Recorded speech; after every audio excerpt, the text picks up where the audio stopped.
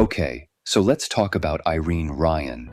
Yes, that Irene Ryan, the feisty granny from the Beverly Hillbillies who could toss a one-liner sharper than a switchblade. But long before she was handing out sass in a rocking chair, this woman was out there grinding. Born way back in the dusty days of El Paso, Texas, on October 17, 1902 to be exact. She wasn't just born to act, she was destined to steal the show. Her first taste of stardom came when she was only 11. Picture this. A tiny Irene steps onto the stage at San Francisco's Valencia Theater, sings Pretty Baby, and walks away with a whopping $3 prize. Not bad for a kid, right? Now, she didn't just wake up famous. Irene hustled. At 14, yes, 14, she fibbed her way into working for a California stock company by pretending to be older, just to dodge those pesky child labor laws. School? Please.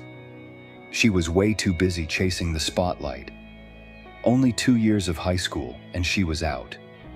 Irene wasn't about algebra, she was about applause. By the time she was in her late teens, she was already touring in musical comedy and variety shows across California. And it was during that whirlwind that she met Tim Ryan, her future partner in both marriage and comedy. They got hitched in 1922 and spent 2 whole decades making audiences laugh together, on stage, on the radio, and eventually on the silver screen. So before she ever became everyone's favorite hillbilly grandma, Irene was already a veteran of the biz. Her early years weren't just about rising to fame, they were about earning it, one standing ovation at a time.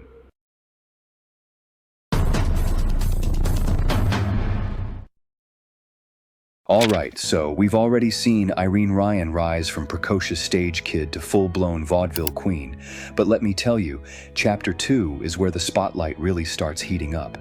We're talking about the moment when her path zigzags from radio waves to silver screens, with a little wartime patriotism thrown in for good measure. After she and her husband Tim Ryan became a household name with their radio show, yes, back when couples actually worked together without burning the house down, they brought their famous Dumb Dora act to the masses. It was kind of like Lucille Ball before Lucille Ball, and people were obsessed. Irene played the sweet, scatterbrained lady who always seemed one step behind, and audiences couldn't get enough. Even after their marriage ended in 1943, which, let's be honest, is pretty standard for Hollywood couples, Irene and Tim kept working together. Yep, total pros. They made over a dozen short comedy films together. Imagine that, divorced but still trading punchlines on screen. Now that's commitment to the craft, or maybe just really solid comedic chemistry. Then there's her era with Bob Hope, which is a whole vibe on its own. She joined him on USO tours during World War II, hopping planes to bring laughter to soldiers who were dealing with, well, literal war. And Irene didn't just stop after the war ended. Nope. She kept at it during the Berlin airlift in 1948. This woman was all heart and hustle. Bob Hope himself once said there was nothing more powerful than laughter on the front lines, and Irene delivered that in spades. So by the time the 50s rolled around, she wasn't just a funny lady. She was a legend in the making, cracking jokes, lifting spirits, and leaving everyone wondering what she'd conquer next. Okay, this is where things get juicy, because in Chapter 3, Irene Ryan doesn't just land a role, she lands the role. Like, imagine auditioning for a show and walking out of the room having just secured a spot in television history. That's what happened when she became Granny Daisy Moses on the Beverly Hillbillies. But get this, it almost didn't happen. Yep, wild, right? Despite her decades in the biz, she wasn't the first pick. The casting agent basically said, "Thanks, but no thanks." Can you imagine Irene Ryan, comedy royalty, being passed over? But here's where Granny kicks in. She didn't take the rejection lying down. Oh no, Irene went full-on Hollywood boss mode and called up the show's creator, Paul Henning, herself. Like, can we just appreciate that confidence? She basically told him, "Do I need to put on my gray wig and shawl to convince you?" And spoiler alert, it worked. He gave her another shot, and the rest is sitcom legend. The minute she walked in and started telling this story about hillbillies whittling the theater seats in Arkansas, Paul Henning knew this was Granny. Not an actress playing Granny. The Granny. And when the show premiered in 1962, let's just say it didn't walk to the top of the charts. It rocketed. Within 3 weeks, it was #1. That's faster than most viral TikToks, but in black and white. Irene was suddenly in every living room in America, giving sass, stirring moonshine, and stealing scenes like a pro. Behind the scenes, though, she never got comfortable. She once said she was always scared she'd get fired. Can you believe that? One of the biggest stars on one of the biggest shows, and she was still showing up early to every scene like it was day one. That's not just talent, that's work ethic with a capital W. So here's where Irene Ryan takes things to a whole new level. We're talking icon status, red carpet ready, fully booked, and absolutely unbothered. Well, mostly. By the time the Beverly Hillbillies hit its stride, Irene was doing something pretty magical. She was playing a woman in her 80s while still in her 60s, and audiences had no idea. Seriously, the makeup team worked overtime, transforming her into Granny Daisy Moses, adding lines, shadows, and that signature gray wig. It was basically contouring before YouTube beauty tutorials were even a thing. But don't get it twisted. Irene wasn't just playing old. She was performing with a fire that younger stars could barely keep up with. She filmed every single one of the show's 274 episodes and even grabbed not 1 but 2 Emmy nominations in the early 1960s. And yet, in true humble queen fashion, Irene stayed nervous she'd be fired. Can you imagine? The woman was the show, but because she came up through vaudeville and had seen Hollywood's revolving door firsthand, she never let herself relax too much. Always first on set. Always prepared, always professional, and if you thought she'd slow down after the show ended in 1971, oh honey, think again. Irene pivoted straight to Broadway and landed a role in the musical Pippin like it was no big deal. Except it was a big deal. She was in her 70s, belting out show tunes, stealing the spotlight, and earning herself a Tony nomination. A Tony, that's like the Oscars of the stage. So while the Granny we saw on TV was baking biscuits and swinging sass, the real Irene Ryan was out here building a legacy, one curtain call at a time. And she wasn't done yet, not even close. All right, so picture this. Most stars, after wrapping a 9-season smash hit, would be chilling in Beverly Hills, maybe sipping lemonade by a pool and reminiscing about their glory days, but not Irene Ryan. No, ma'am. When the Beverly Hillbillies ended in 1971, Irene didn't just ride off into the sitcom sunset. She packed up her legendary wit and took it straight to Broadway, ready to dazzle a whole new audience. And did she ever? She landed the role of Berta in the hit musical Pippin, a feisty, no-nonsense grandmother who, surprise, sings about living life to the fullest while literally swinging from a trapeze. Yes, a trapeze, at over 70 years old. And let's talk about her performance. It was electric. Irene may have only been on stage for about 10 minutes, but she stopped the entire show. Like, literally. Audiences gave standing ovations so loud and so long that her co-star couldn't deliver his next line until the applause died down. Now that's stage presence. The New York Times even called her a scene stealer. And honestly, they weren't wrong.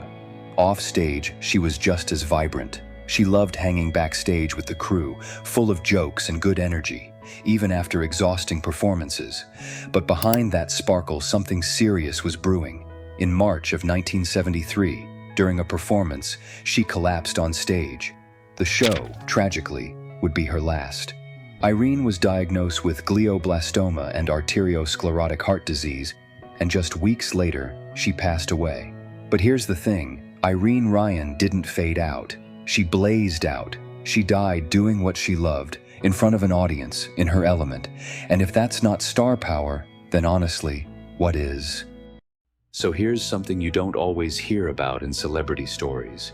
What happens after the final curtain drops. And when it comes to Irene Ryan, let's just say she didn't leave this world quietly. and she definitely didn't leave without a plan. While most stars are out here collecting vintage cars or buying diamond-encrusted dog collars, Irene was quietly building something way more impactful, a legacy that wasn't made for the cameras, but for the stage. After decades of entertaining audiences with sharp wit and wild comedic timing, Irene left her entire fortune, yes, every single dime, to help young performers chase their dreams. When she passed away in April of 1973, Irene's net worth was estimated at around $1 million.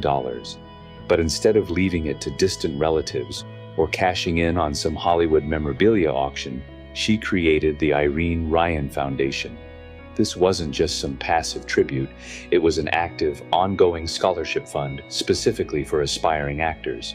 The kind of fund that literally helps students go to college, attend acting programs, and get a foot in the door of the same wild, wonderful industry that she had conquered.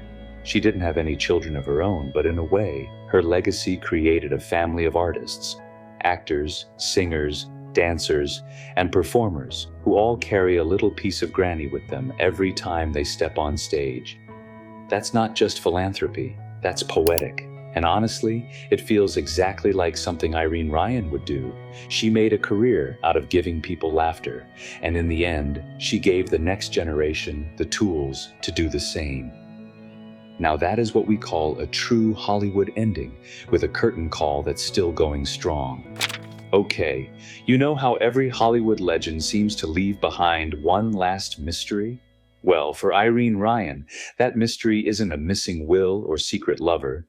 It's a house, a real physical house, tucked away, weathered by time and totally abandoned. Sounds like the opening of a ghost movie, right? But it's very real, and it's kind of a hidden chapter in her story. After all the bright lights, red carpets, and roaring applause, Irene Ryan's actual home, the one she lived in away from the cameras, now sits in silence.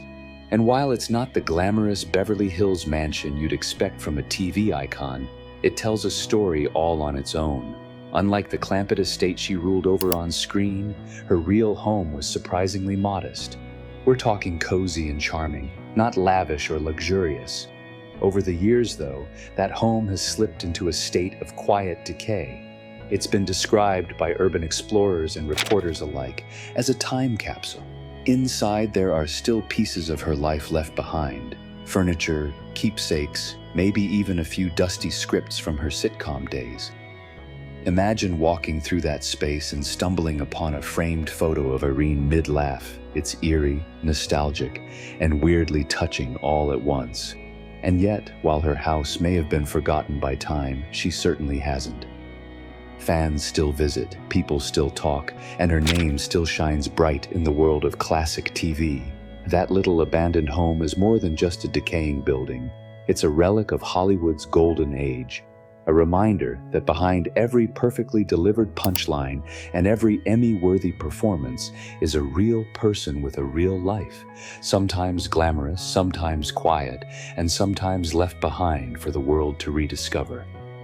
So yes, Irene Ryan may be gone, but her story, it's still standing, creaky floorboards and all. Let's be real, when most people hear the name Irene Ryan, they immediately think of Granny. You know, that sharp-tongued, no-nonsense firecracker from the Beverly Hillbillies who could cure a cold with moonshine and shut down an argument with one squint. But if you've been following her journey from chapter 1 to now, you know there's so much more behind that apron and that iconic gray wig. Chapter 8 isn't about her roles, it's about her impact. Her story didn't end when the cameras stopped rolling or when the final curtain fell on Broadway. If anything, that's when her legend started taking root in the hearts of generations. Even now, long after she left this world in April of 1973, Irene Ryan's presence is still very much alive. Fans continue to watch reruns of the Beverly Hillbillies like it just premiered last week. Her face pops up on meme pages, in retro TV documentaries, and let's not forget, the Irene Ryan Foundation is still helping young actors find their footing in the world of theater. It's kind of wild to think that a woman who once sang Pretty Baby on a small stage at age 11 would go on to create opportunities for performers who weren't even born when she was stealing scenes. But maybe the most beautiful part of Irene's legacy is how personal it feels. She didn't just entertain, she connected. Whether she was cracking jokes on a war tour, holding her own with Bob Hope, or commanding a Broadway audience for 10 magical minutes, she made people feel something. And that's why she's more than a character from an old show. She's a reminder of a time when talent, tenacity, and a little sass could take you from a dusty Texas theater to the top of television history. So if you ask me, Irene Ryan didn't just play Granny, she became family. The kind you invite into your living room night after night. And even now, she's still showing up, still making us laugh, and still inspiring the next big dreamer to take the stage. And there you have it, the real story behind Irene Ryan. Not just the legendary Granny from the Beverly Hillbillies, but the unstoppable force behind the curtain. From her vaudeville beginnings to her radio stardom, her sitcom success to her Broadway brilliance, Irene's journey wasn't just impressive, it was inspiring. She wasn't handed fame, she built it, brick by brick, with talent, hustle, and a spirit that simply refused to quit. Behind the laughter was a woman who showed up early, stayed late, and never forgot where she came from. She gave joy to millions, traveled the world to support the troops, conquered stages and screens, and when it was time to say goodbye, she made sure her legacy would live on in the dreams of young performers she never even met. Her house may stand quiet now, but her story is anything but silent.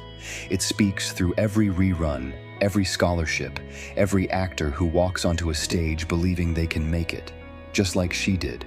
So whether you remember her as Granny with the sass or Irene with the spark, one thing's for sure. Her legacy isn't just in what she left behind, it's in what she still gives, decades later. And that, my friends, is what makes a true Hollywood legend.